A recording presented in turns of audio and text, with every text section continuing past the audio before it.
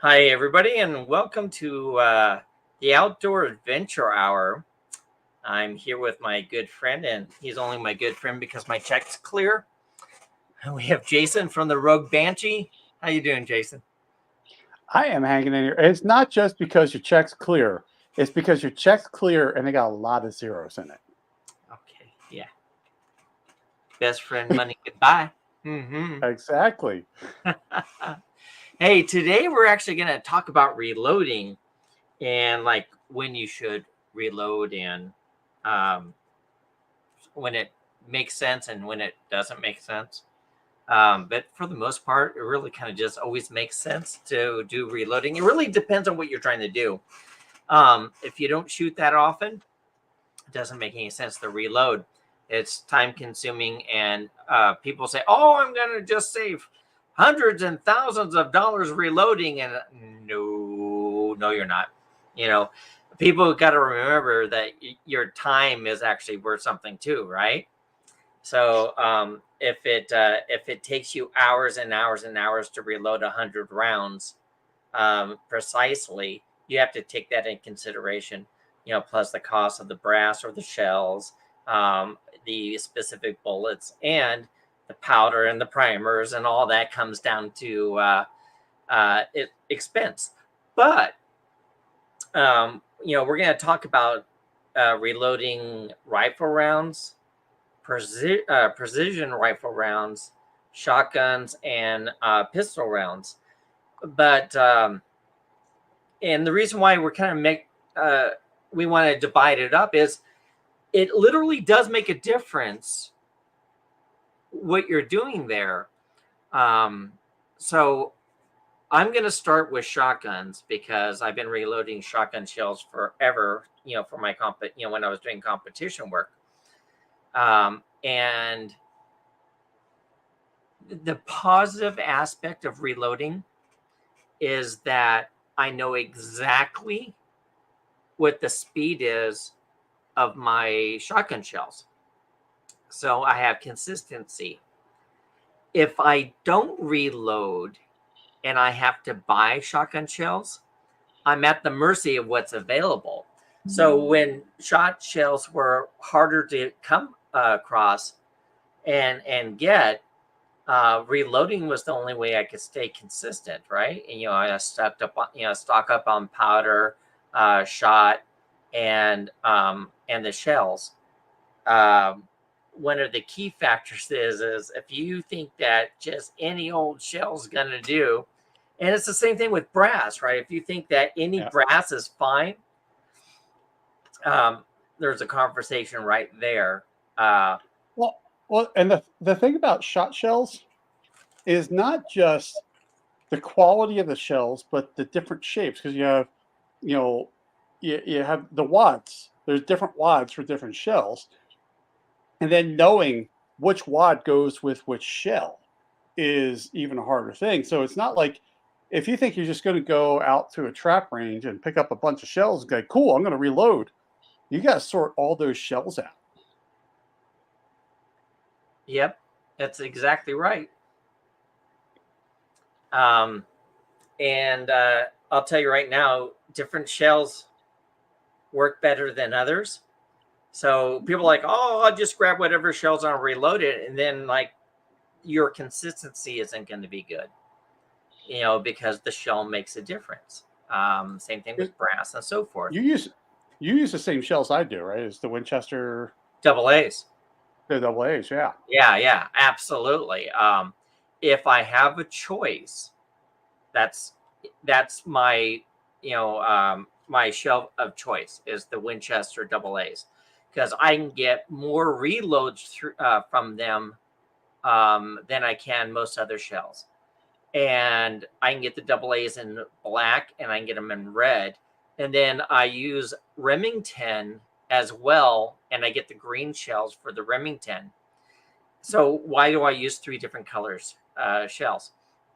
So um, I put my 7.5 shot in my black shells. I put my 9 shot in my green shells, and I put my 8 shot into the red shells. So if I'm doing sporting clays and I'm in a competition and I need to change shells, or I know for a fact that, hey, look, that's a rabbit. I want to get as much pellets out there as possible, and open up my choke. Uh, I don't have to start looking at the shells. I just like, oh, I need Yeah. a green shell. There's my green shell. And I know that's my number 9, and then like, oh, here's a red shell. That's 8. And, my black shells are 7.5. So it just makes sense, right? If I'm going to go out and shoot skeet, I can look and immediately tell how much ammo I have for my skeet competitions or for my um, uh, trap competitions, right? Because See, I have I all of them. like the way you do that, because when I was a kid growing up and we were shooting a lot of trap, we ch- when we my loads were lighter than my father's loads. Uh-huh. So the way we separated them out, because we're shooting the same shells, is actually, I thought I had some over there on the bench, but I don't. Um, the color of the case that we put them in. So we had like the MTM cases, and uh, my father's were red and mine were yellow, and that's the only way we knew. But if we were to open, if one of those were to fall out, you would never know what the load was. I mean, you would when you squeeze the trigger, but that's about it. So Yep. I like how you color code yours, because I that's something I never thought of. It it makes life easier. Now, the other thing that I do when I'm reloading shotguns is the consistency of the speed of the rounds. So um, a lot of people getting into sporting clays or skeet and trap, and they're just going out and they'll go over and they'll just buy 2 boxes of whatever the cheapest ammo they can find. I'm only going to buy 2 or 3 boxes, or I might buy 4 boxes, whatever it is. And they're all not only like different sizes, but they're also like different size shot, and they're different speeds. And I've gone out with some of these people and I'm like, oh, we shouldn't, like, whatever's there. And then they're getting frustrated because, like, how come I can't hit anything? Is like, I'm either nailing it or I'm not even getting close. I said, well, first of all, you're shooting different size shot depending on what game we're playing. So if we're doing ski, why aren't you using number 9s? Oh, I just grabbed whatever's cheapest. Number 9 has more. I have more pellets with number 9 than I do for the 7.5. Also, your speed is inconsistent. So you have one here that's 1,800 feet per second. You got one that's 1,250 feet per second. And then you got one that's Changes your lead. 1,000 feet per second. I said, your lead is all over the place. Absolutely all Yeah. over the place. So um, I make sure that all of my rounds are 1,200 feet per second, all of them. So my 9s, my 8s, my 7.5s. So I know where my lead is based off the distance of the shell. So with I always use skeet chokes, of course, when I'm playing skeet. Um, but it doesn't matter so much if I'm on the back part and I have something coming from the high house over. I know exactly where my position is with the tip of my barrel. So I'll say pull, I'll come up, nail it, and then circle back around and nail the second shot. I know where my lead is, because what I will do for practice is I'll go to the one spot and I'll just shoot 25 shots, at the one position. Then I'll go to the two position and shoot 25 shots at the two position, and I'll do a whole box at each locations, and that's how I train. When I'm training for trap, the key with trap is nail the target as quickly as possible Yeah. before it gets out of range. So Yeah, the old there's times I've hit the trap house when I was a Oh yeah. kid. Well, because you should hold at the trap house, Well, right? it's not just that. It's when I was shooting, I had an 18-inch cylinder bore barrel, so I had to hit it out right out of the house, or I was done. Well, I mean, and Everything chokes in my barrel. that's the key. So, if I'm gonna go and do sporting clays at a place I've never shot before, I'll go early and I'll run a couple of rounds there. And sporting clays is a total different things. But back to the reloading aspect, because we can talk about that in a different show. But your speed is key, 100% key, and not just for shotguns. Your speed is key for precision rifles, your regular rifle rounds, and pistols if you're going to compete.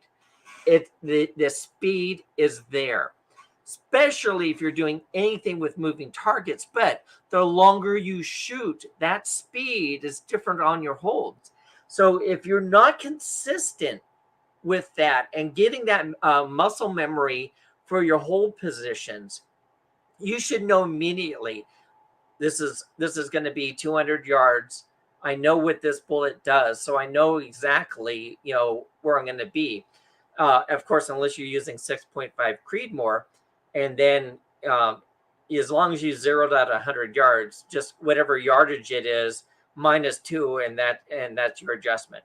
It's the 6.5 Creedmoor hack, which works really, really well.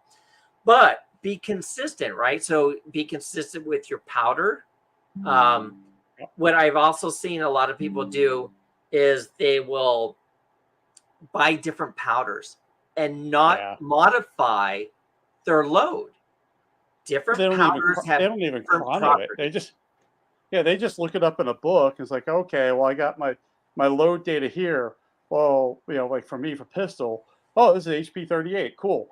Or I could do pistol powder, and you can kind of fudge those numbers, but until you chrono it, you really don't know what you got. Well, it's so crazy. So like with shotguns, right? What primers are you using? Because the primers make a difference. What powder are you using, and how much shot are you putting in the shell? I just take a big scoop, throw it in there. Dude, I know hunters who just like, I just added to its full. And I'm like, yeah. And it's like, it's like, if I miss, I miss. If I hit it, I hit it. And I'm like, you're going to blow up your gun if you're not careful, because some powders are more intense than others. So you got to be really, really careful. So, when it comes to shotgunning, a progressive press is a time saver.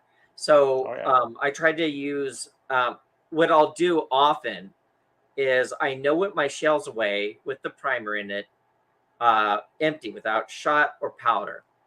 So when I'm doing this, every 10, I'll pull the shot shell out with the powder in it and I'll weigh it, right?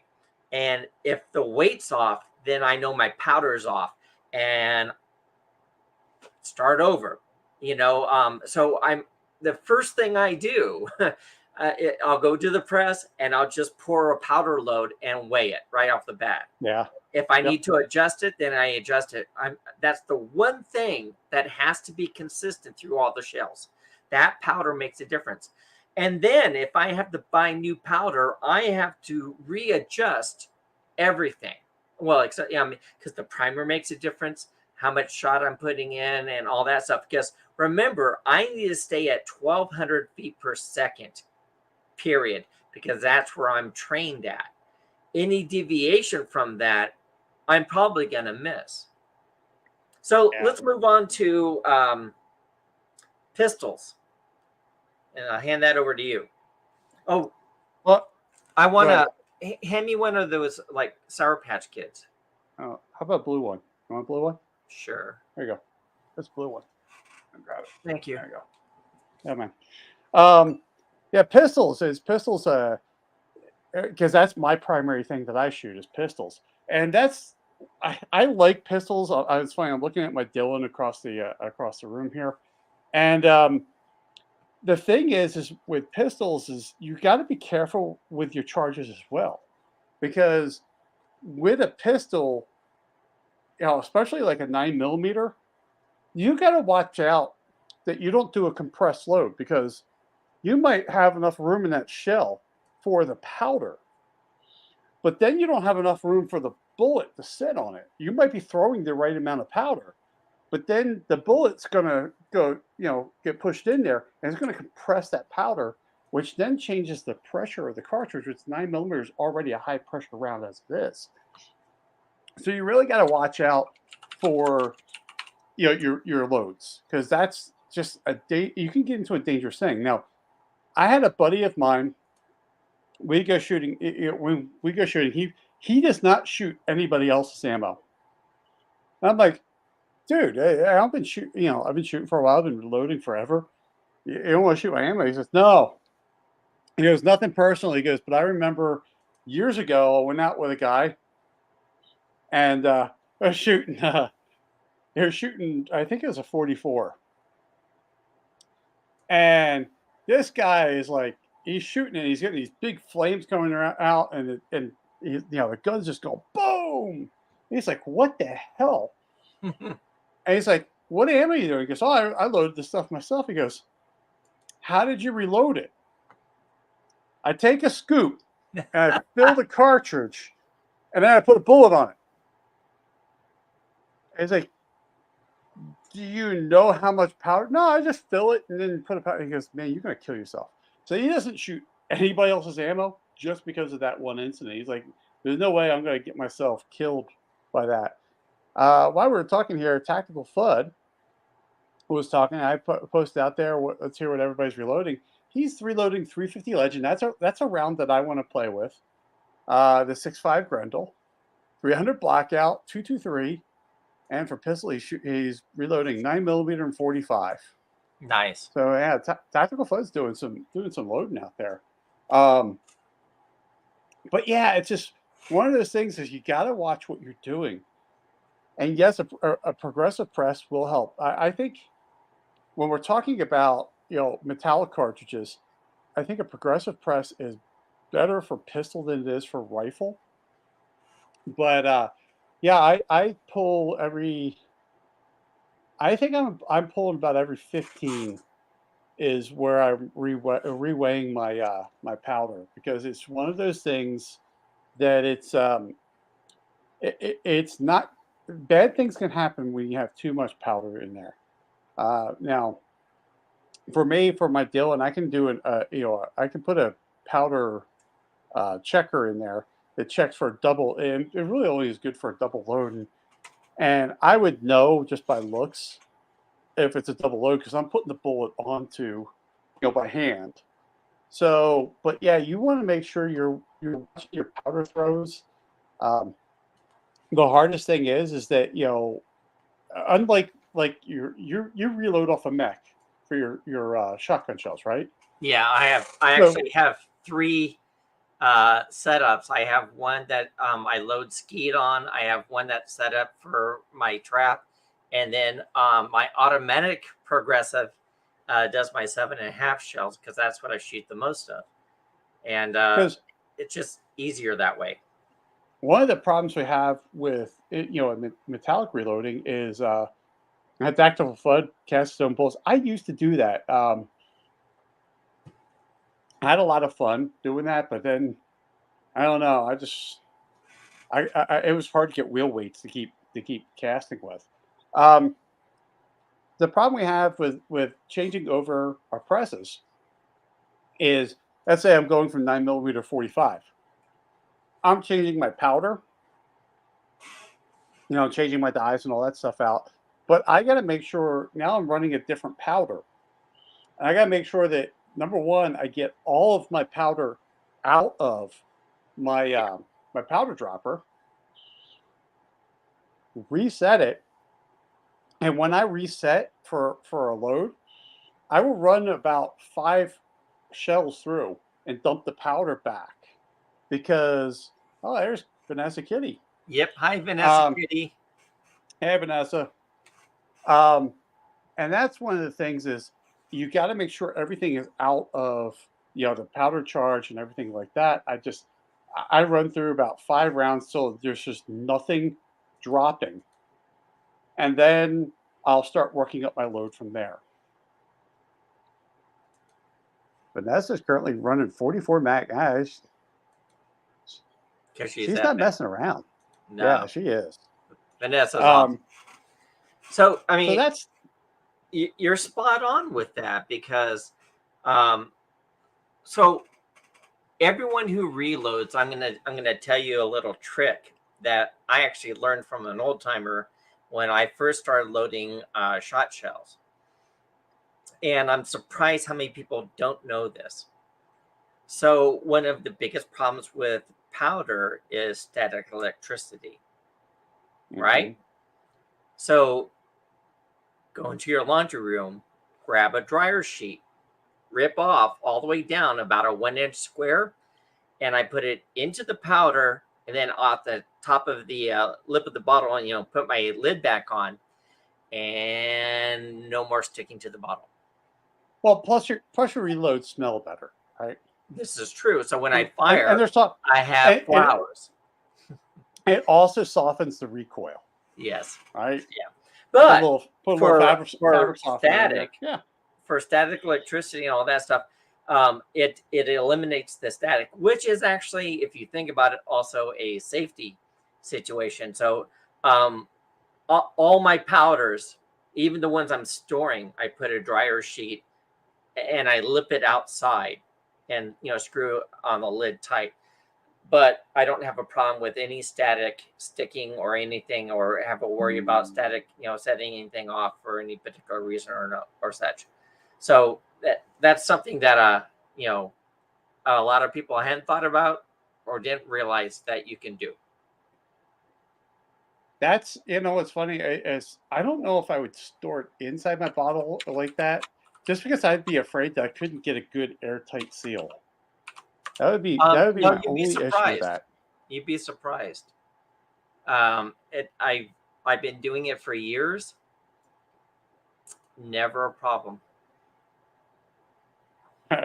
Vanessa Kitty. Heavier weapons soften recoil too, hence the size of my 44 Magnum. I'd be able to shoot that caliber in a handgun with a lighter weight. Yeah, I wouldn't. I don't think I would be able to either. It's 44 is a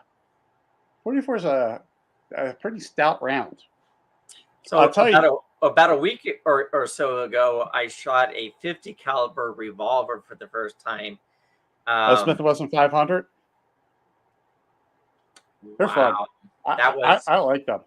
That was pretty. I was like, yeah, I could get used to this. It's an anti-bear gun. So when you're in Alaska, you people carry those just because there was a bear.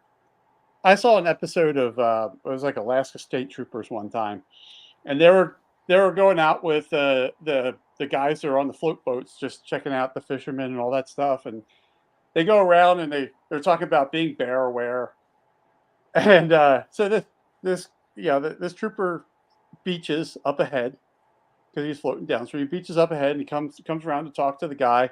The guy goes, all right, he's talking to the camera. We're going to talk about being bear aware and all that stuff. And as they're coming up, guys fishing from a chair has got a Smith & Wesson 500 sitting next to him.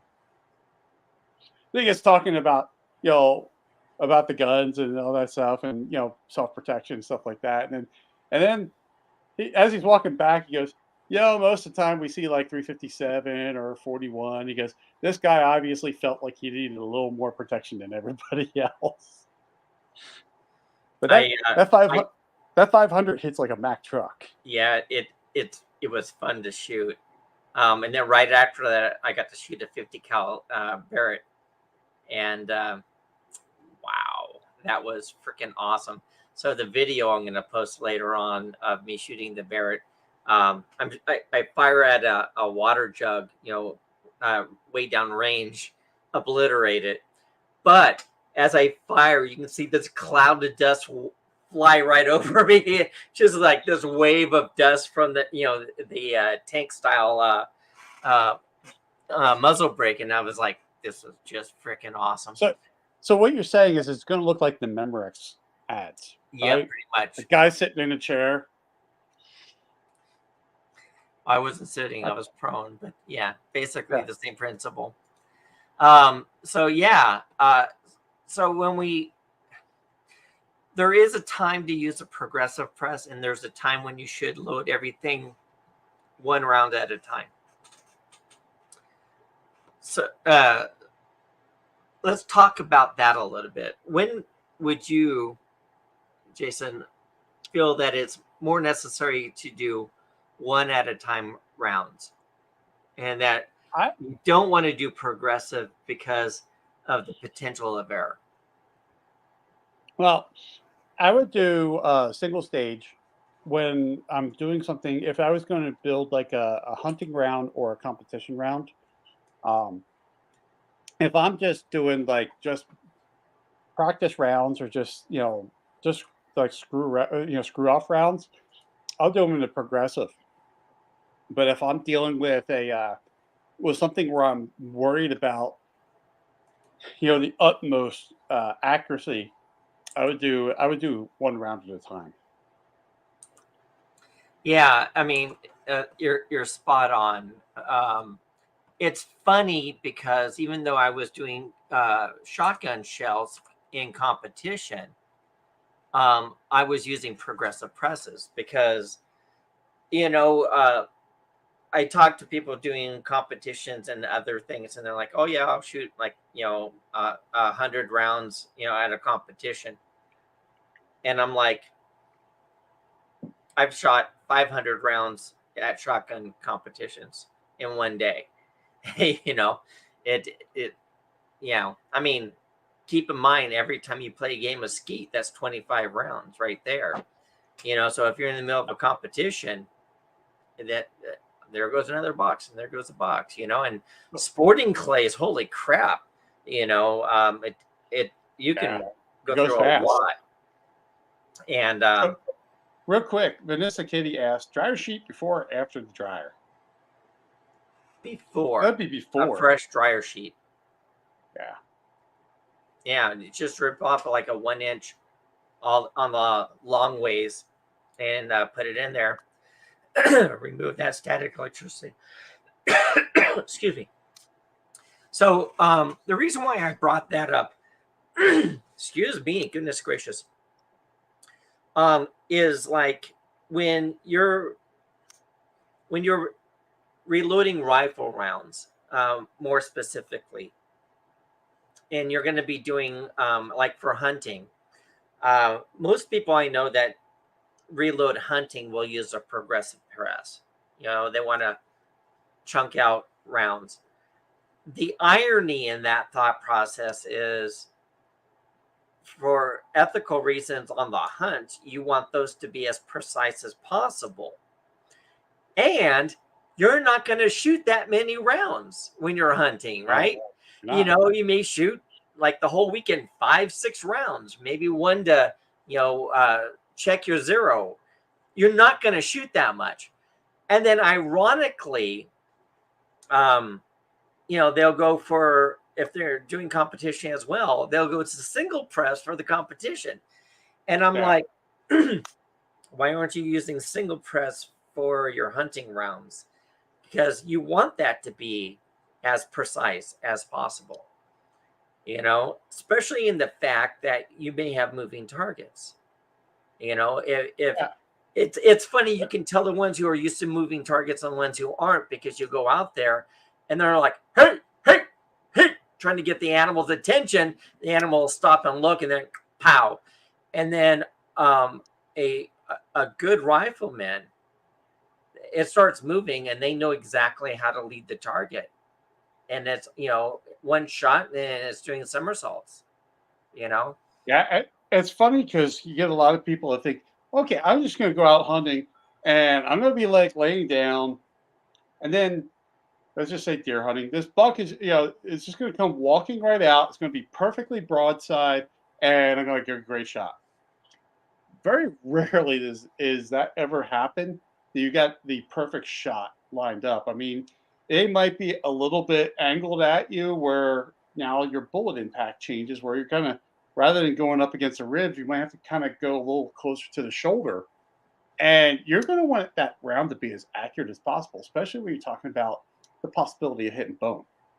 yep, So it's I find it interesting. So my competition rounds for rifle now is 308, 6.5 Creedmoor, and then my new rifle is in 6.5 PRC. And with the so with my new rifle, so far I've taken it out to 1,219 yards and nailed the target my first and second shots. Only shot 2 shots at it, and I was able to place the bullets basically right next to each other, dead center. It's a damn good shooting rifle. But it's What he's interesting. not telling you, what he's not telling you is he was shooting at 25 yards. Yeah, that would be a waste That with that's a 6 point that's my PRC at $3 a shot.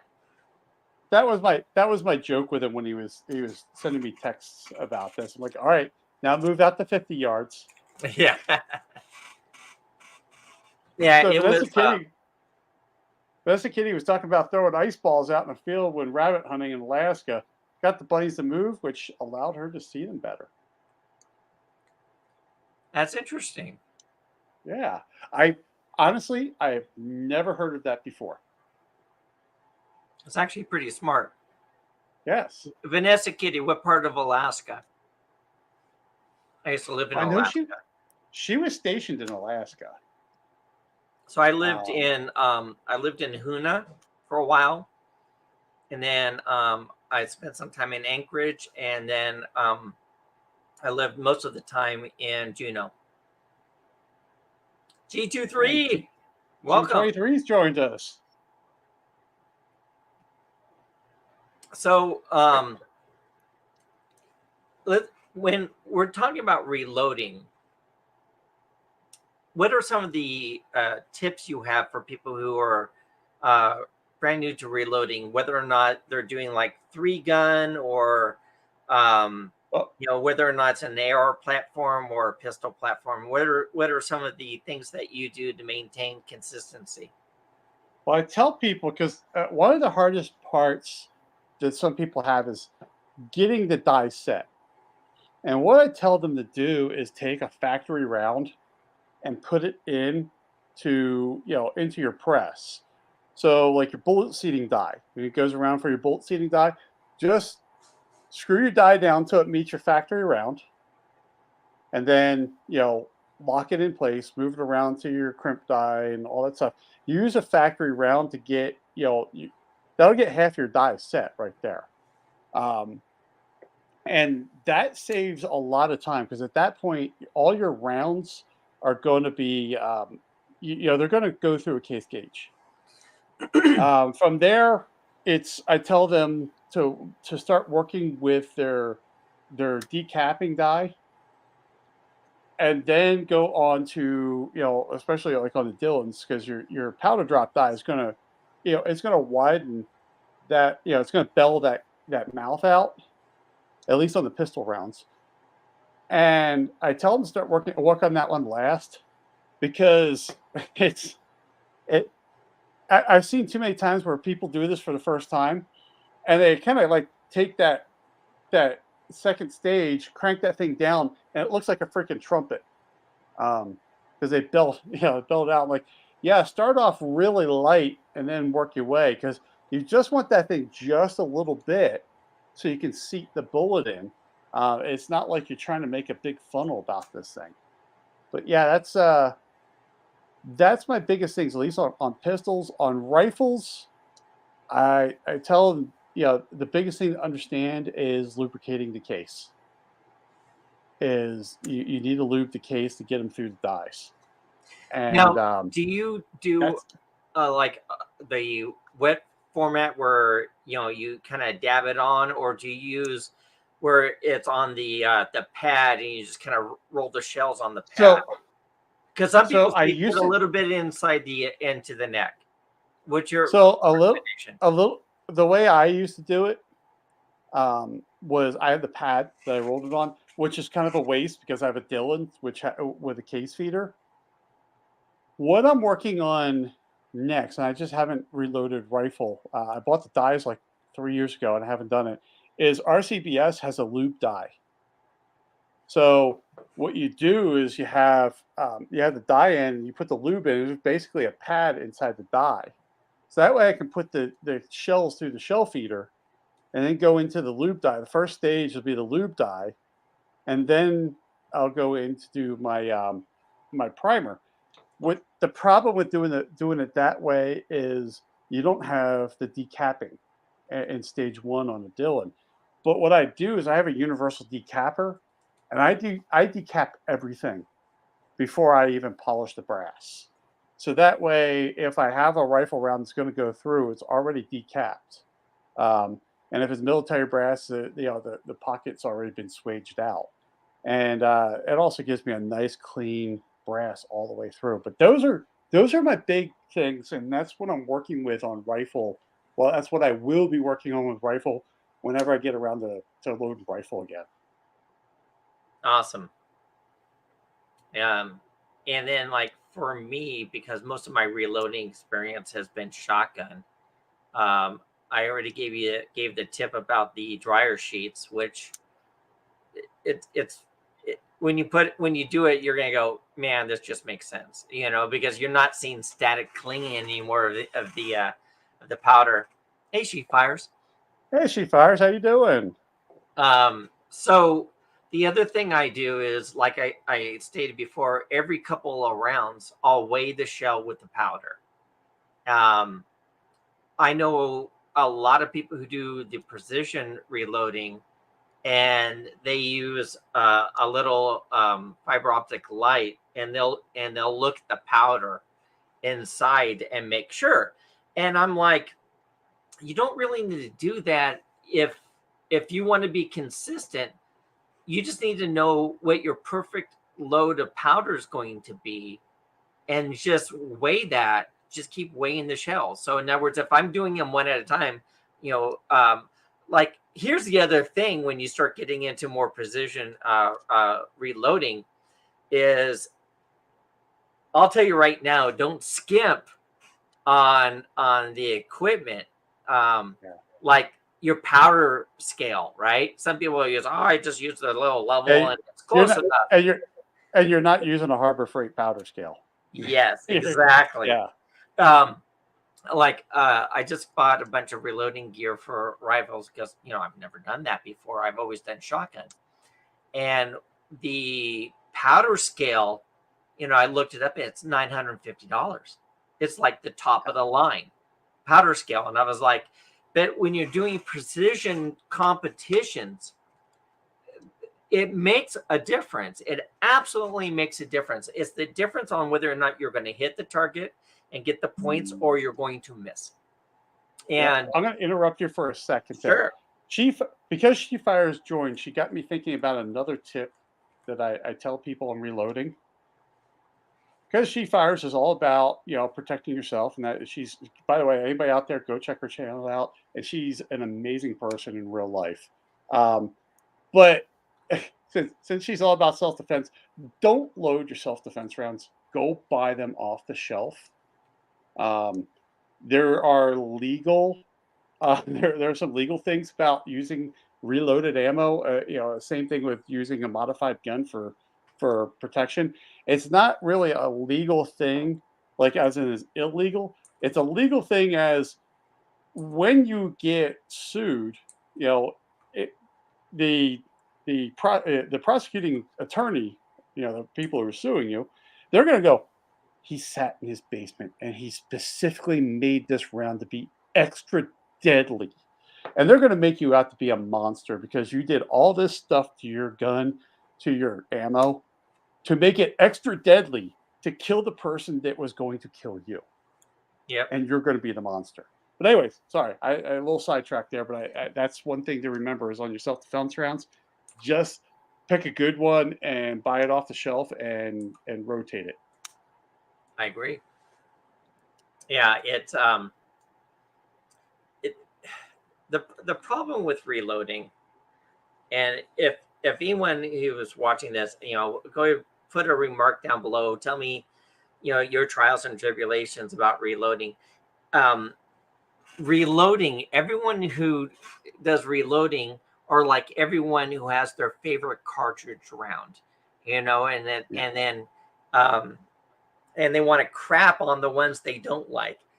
So That they have people, nothing, they have no knowledge about, but they're no, going to crap on it anyway. yeah, exactly. So when it comes to reloading, people are like, "Oh, you gotta use this gear here because it gives you exact powder measurements. It hand selects the bullet for you, and it makes you coffee in the morning. So you got, it doesn't matter that it's $20,000. You gotta have that one, and it's ridiculous. So I mean, if you're new into reloading's a freaking nightmare. It is Yeah. absolutely a nightmare because there's too many opinions out there. So my recommendation is, find, if you like to shoot a specific brand of ammo, like if you're Hornady or if you like to shoot this type of ammo, most of them have reloading manuals. Buy one of those books. Drop $20 on a book instead of thousands on gear. And then what you should do is read the book so you understand what they're recommending, and the type of primers they're looking at, and which bullets for the different speeds that you're going to set yourself up for, and then try to be consistent. um, I hate to say this, I really hate to say this, but watching YouTubers um, tell you what you need to do to Watching reload. all of us tell you what to do Yeah, when it is comes to not something you want reloading, to do. a lot of them are getting free gear from the reloading, so they're pushing that things. If you can find, uh, so like when I do reviews, I'm non-biased. I've had vendors give me gear, and I always tell them, look, if there's something I don't like, I'm just gonna say that there's I, something I don't like. I, I've had vendors send me stuff, or want to send me stuff, and they go, "Well, we're expecting a good review." I go, "I won't give you a good review. I'll give you a fair review." Right. And they're like, "Well, what's the difference?" The difference is the fair review. I'm going to tell everybody exactly what I think of it, and I'm going to be non-biased about it. A good review Exactly. means I'm just going to say, "Hey, this is the greatest thing in the world. Go buy it." Because I've had products where I got it in and a video never came out because the product just sucked so bad. I I I ran into that. I got a product, and I wanted to do a review on it. I was all excited, and then I was filming the review and I was testing the product, and I was flat out embarrassed. I was like, "This is like horrible," and it's like I just felt, Yeah. and I've done that with my other channel. I've been invited to come to a location, like I did an escape room. We drove like an hour and a half to go do an escape room, and I was reviewing it, and it was so bad. And they brought us in to do it, and I'm like, it's better that I don't do a review. But what I did do is I sat down with them and said, let me give you some honest feedback. This is what worked, and these are the things that didn't work, and these are the reasons why. And I'm not trying to criticize your design. I'm trying to help you produce a better A product, better product. Yeah. so when people come out to do this escape room, um, they're going to be raving about it. But I want you to keep these things, because it was the first time they ever designed something, and they just started the business. And I sat there and I said, um, for fairness, I'm not going to review this. I'm not going to put the video up. Um, but I'll be happy to come back in a year on my own dime, and give you a fair review then. Because I want to be fair about it. But the last thing I want to do is hurt someone's business when they're just starting out. Now, if they Yeah. didn't listen to my criticism, like, you don't know what you're talking about, blah, blah, blah, there goes the review. I mean, it's like, look, this is the recommendations, because I have a group of people and we do escape rooms like all the time. So there's escape rooms that are fantastic, and there's escape rooms that are like, how is anyone going to figure this out? They're not. There's no clues. It's so ambiguous.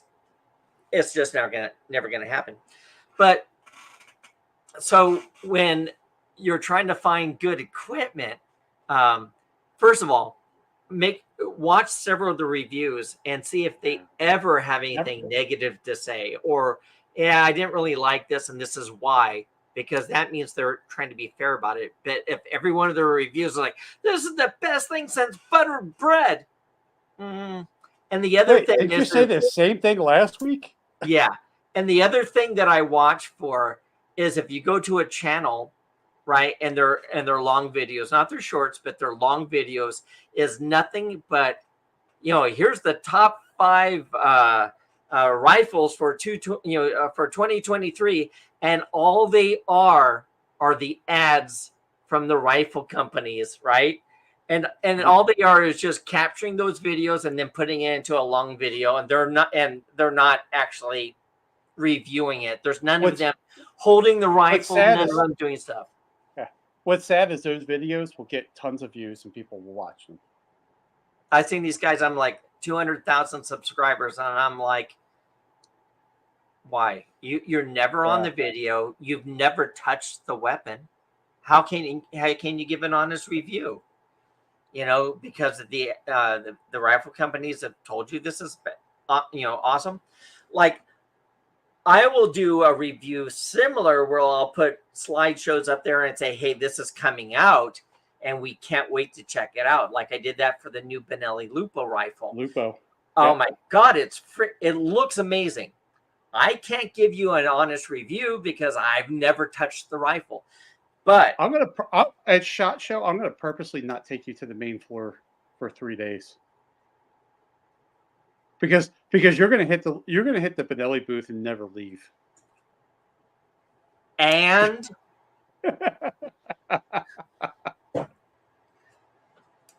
me and Jason are like this. He's the one over here.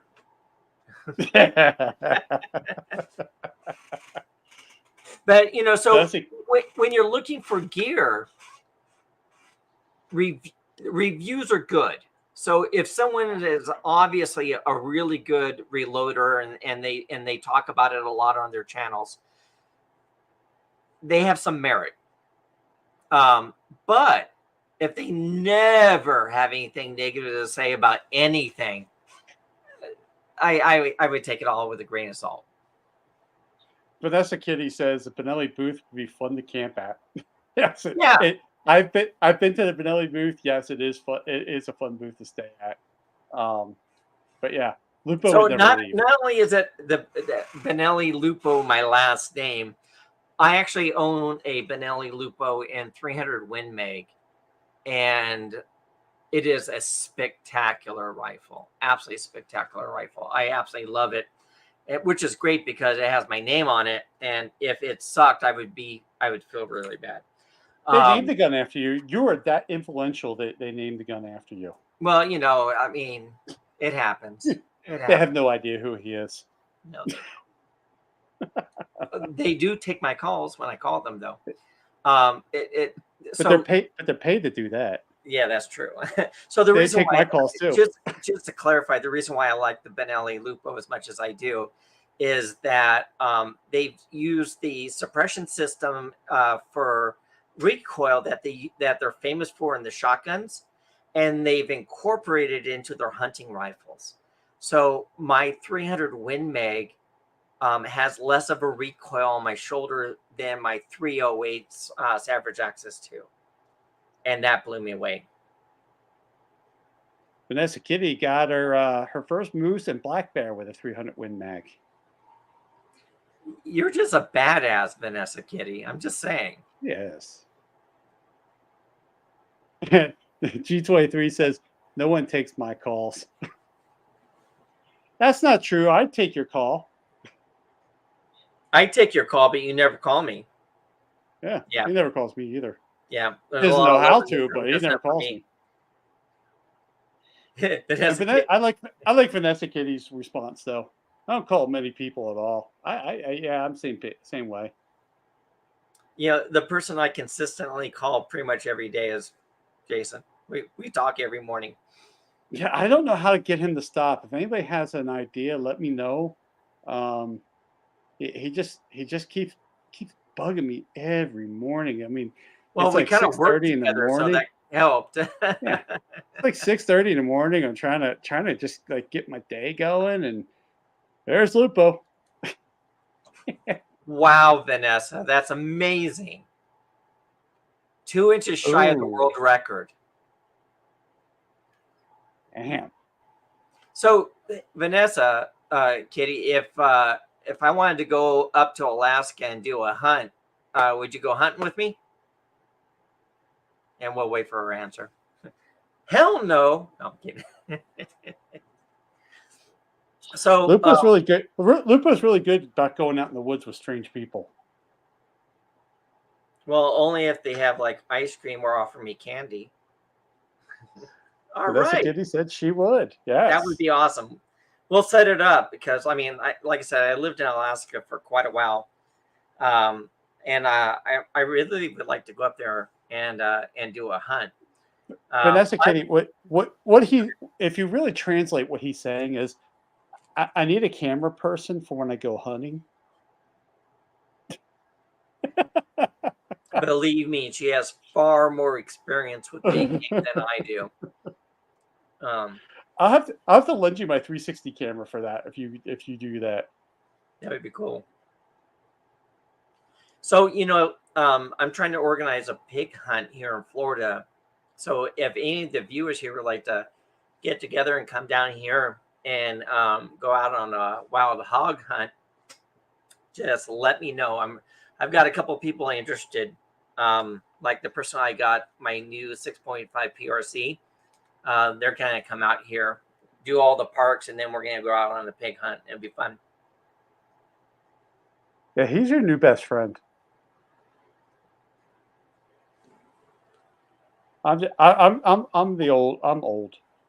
He's done with me. Whatever. If you haven't figured it out, Jason's one of my best friends. He's amazing. Great guy. You should see how I really treat him. This is cleaned up. Yeah, we've cut a lot of the cussing out. Yeah.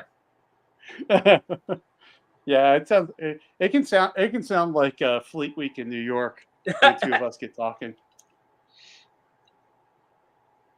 So, I've never shot a 6.5 Grendel, and I would like to check that out. I finished paying off my can, so I'm hoping in the next month or two I should be able to get my suppressor. How many months has it been so far? So it looks like they're taking about 6 months or so, and mine went in on March. One of the guys I know put his paperwork in February, and he just got his paperwork back. So I'm hoping next month my paperwork comes through, and then I should get my can. So what else? What are some of the last things that we can talk about for reloading? One thing I would like to tell you. Don't get into it to save money. So the thing with you will save some money, but Over it's time. mostly in gas and shipping when you're trying to find your favorite ammo and it's not available anywhere. So the thing I always tell people is if you need large rifle primers and they start to seem scarce, stock up. Yeah. Powder, stock up, Vanessa Kitty's up for an alligator hunt. Well, I want to do that too. So yes, absolutely. I'm down for an alligator hunt. So out here on an alligator hunt, not only will your guide take you out there, but they'll take you to the plant where they actually do the butchering, and then you got to bring big ass coolers because they'll give you you get the meat, and then a lot of them have access to the different taxidermy. So if you want to get the skin tanned, all that, you can do it. Yes, don't be scared to ask Don't be scared to questions. ask questions. You know, I know, I mean, I've been reloading shotguns for as long as I can remember, and I still learn things. G23, remember to be careful when reloading and don't have distractions.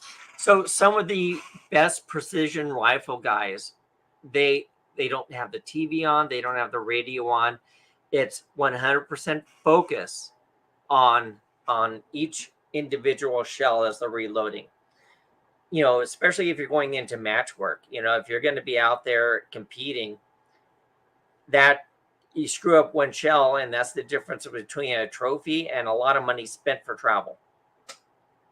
Yeah. Hey, 223 DMR. Man, it's been a long time since I've seen you out there.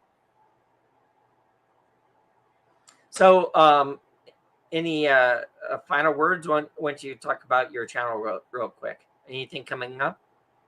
Let's see here.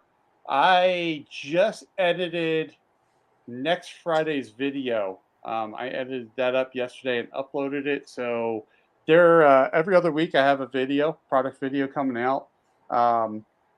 It is an update to probably one of my favorite products. So you're going to want to check that thing out.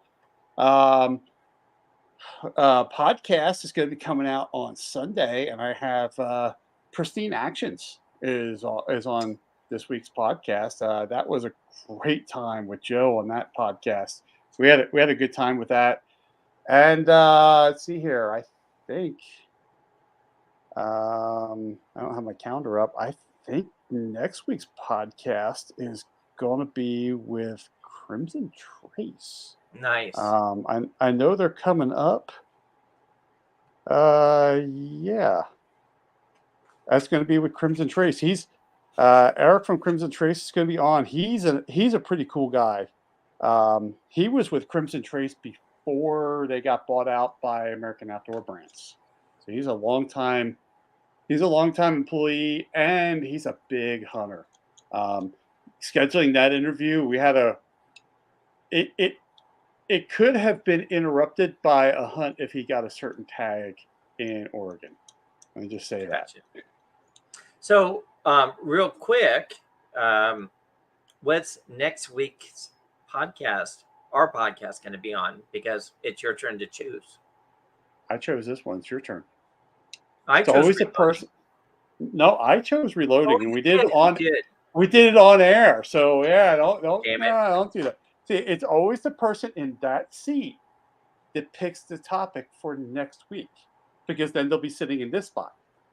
Come on. All right. So next week, let's have must-have equipment for different types of competitions. Okay, we can do that. There we go. Next week, I will be interviewing Lupo about the different types of equipment for different types of competitions. Dude, you did 3-gun. You're very capable of talking about equipment. You've done competitions. I don't like guns. I'm an anti-gunner. Didn't you know that?